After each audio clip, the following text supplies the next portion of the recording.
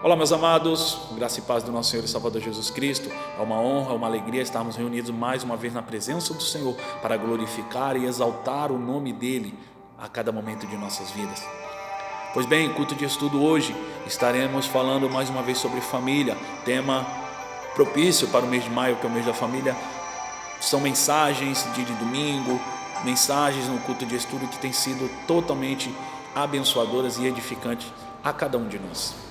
Pois bem, meus amados, semana retrasada nós falamos de um tema de uma extrema importância, que era o quê? Escolhas.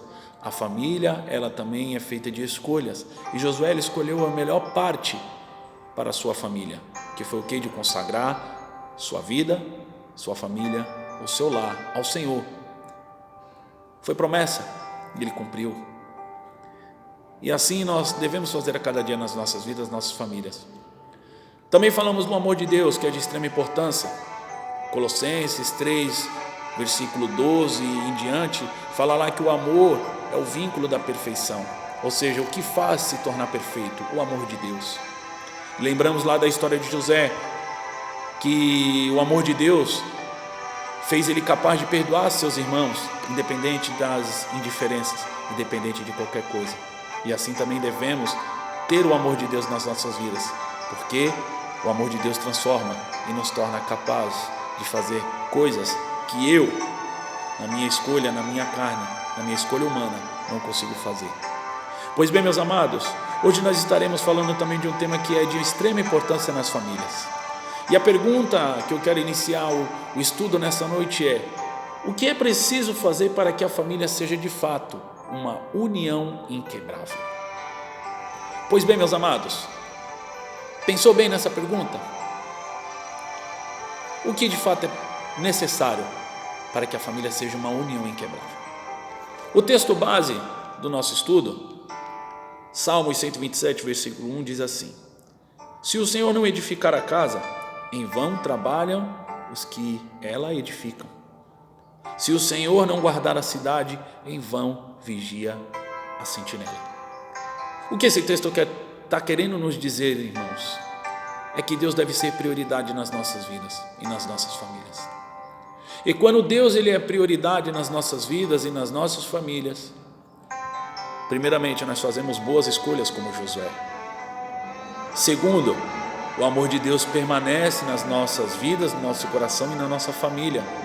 E assim somos capazes de fazer coisas que eu e você, na sabedoria e no entendimento humano, não conseguiríamos fazer de forma alguma. E outro assunto que é de extrema importância é o que? Responsabilidade. Quando eu e você colocamos Deus prioridade em nossas vidas, nós conseguimos cumprir as nossas responsabilidades dentro da família. Só que essa responsabilidade não é somente dada a um membro da família, mas sim para todos. Primeiramente, homem como marido, como esposo, mulher como esposa,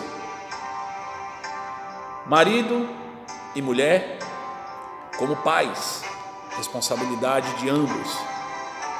E por último, a responsabilidade dos filhos. A palavra de Deus lá em Efésios 5, a partir do verso de número 22 até o versículo de número 33, ele fala dos deveres, das responsabilidades do homem como marido, da mulher como esposa e de ambos como pais. E também no livro próximo, que é o livro de Efésios 6, versículos de 1 a 3, fala da responsabilidade do filho para com a sua família, para com seus pais, para com Deus. Pois bem, meus amados, para que a família de fato seja uma união inquebrável, nós devemos cumprir com as nossas responsabilidades. Isso é fato, porque quando cumprimos com as nossas responsabilidades, o nosso casamento, a nossa união com a nossa esposa, a união da esposa com o marido, ela se torna uma união estável, uma união abençoada, onde as diferenças não têm lugar. E por isso, meus amados, eu e você devemos cumprir com a responsabilidade como homem do lar, como esposo, como marido. A palavra de Deus também orienta as mulheres que elas devem o quê? Ser submissas ao seu próprio marido como ao Senhor. Não estamos falando aqui de submissão, né? O marido como autoritário, o marido como sendo, muitas vezes como as pessoas dizem, um ditador. Não, de forma alguma, mas que a mulher seja submissa ao marido. De que forma? Respeitando, amando ele em todos os sentidos. E pois bem, meus amados, quando até fora do meio do âmbito cristão, quando o casamento, a união entre o homem e a mulher, quando ambos não cumprem as responsabilidades como casal, como marido e como mulher, o casamento, infelizmente, ele se torna algo que não é abençoador. Mas só quando ambos cumprem com as suas responsabilidades, com o seu papel, Deus ele abençoa em todos os momentos, independente das indiferenças. Devemos respeitar nossas esposas, devemos respeitar elas. A palavra de Deus fala que Deus criou a mulher para que seja o quê? A nossa auxiliadora, a nossa ajudadora, e considerar elas como parte mais frágil.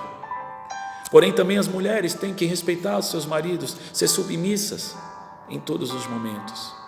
Porque quando respeitam, quando a responsabilidade é cumprida de cada um, os momentos de dificuldades, um ajuda o outro, um levanta o outro.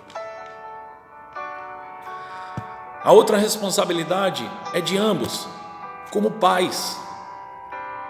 Meus amados, nós vemos através da palavra de Deus que ambos, homem e mulher, como pais, têm a responsabilidade juntos de educar os seus filhos. Ambos têm a responsabilidade de educá-los sempre nos caminhos do Senhor. Provérbios 22, versículo de número 6, fala o que? Ensina, educa a criança ao caminho que ele deve andar, e até o envelhecer não se desviará dele. E muitas vezes, amados, nós vemos filhos desobedientes também por conta da falta de responsabilidade, da falta de cumprimento, melhor dizendo, das responsabilidades como pais, de pai, de marido como para com seus filhos, e de esposa como mãe para com seus filhos também. E nós, amados, devemos ser exemplos para os nossos filhos. Por quê? Porque quando os filhos vão se casar, eles vão tirar como exemplo o casamento, a união do pai e da mãe. E pois bem, se cada um de nós cumprimos com as nossas responsabilidades, os nossos filhos também vão cumprir com as responsabilidades deles futuramente, como esposos, e as mulheres como esposas. E meus queridos, muitas vezes nós vemos também famílias destruídas por conta que não cumprimos também com essas responsabilidades nas nossas vidas, na nossa família, no nosso lar. A outra responsabilidade, a palavra de Deus lá em Efésios 6, do 1 ao 3, fala sobre os filhos. As responsabilidades, elas são pessoais e intransferíveis. Nós não podemos transferir de forma alguma as responsabilidades à igreja, à escola, não, de forma alguma. E meus amados, eu gostaria de ler esse texto, Efésios 6, do 1 ao 3 diz: Filhos, obedecei a vossos pais no Senhor, pois isto é justo. Aí o verso 2, olha só: honra o teu pai e a tua mãe, porque é o primeiro mandamento com promessa, para que te vá bem e sejas de longa vida sobre a terra. Filhos, você deve honrar seu pai e a sua mãe. Muitas vezes eu lembro quando criança, minha mãe me chamava a atenção, eu pedia né? Eu não era convertido ainda, eu pedia para sair para alguns lugares e minha mãe me negava, não deixava eu ir. Mas era por conta do cuidado, por conta que ela estava cumprindo a responsabilidade. E muitas vezes eu ficava chateado, eu ficava com raiva dela, ficava com bronca. Mas só que hoje em dia eu vejo que tudo isso foi válido. Por quê? Foi cumprida uma responsabilidade por parte dela e do meu pai. E assim, meus amados, quando eu e você cumprimos com essa responsabilidade também, para com os nossos filhos, e filhos, quando você cumpre com as responsabilidades sua como filho para com seus pais e para com Deus primeiramente, a palavra de Deus diz que você terá longos dias na terra. E por isso, meu querido, homem como esposo, mulher como esposa, esposo e esposa como pais e filhos, nós temos responsabilidades pessoais para cumprirmos. E quando não há o cumprimento, a família, ela fica infelizmente frustrada. Nós vemos famílias destruídas, separações, união que são feitas de infidelidades, filhos fora dos caminhos do Senhor, muitas vezes por conta de rebeldia, lógico, mas também muitas vezes por conta da falta de responsabilidade dos pais. E nós, como servos de Deus, nós devemos cumprir com as nossas responsabilidades, não somente na nossa família, mas na nossa vida. E quando fazemos cumprir o que a palavra de Deus nos orienta, nós temos uma família bem abençoada. E nós temos a família de fato como uma união inquebrável.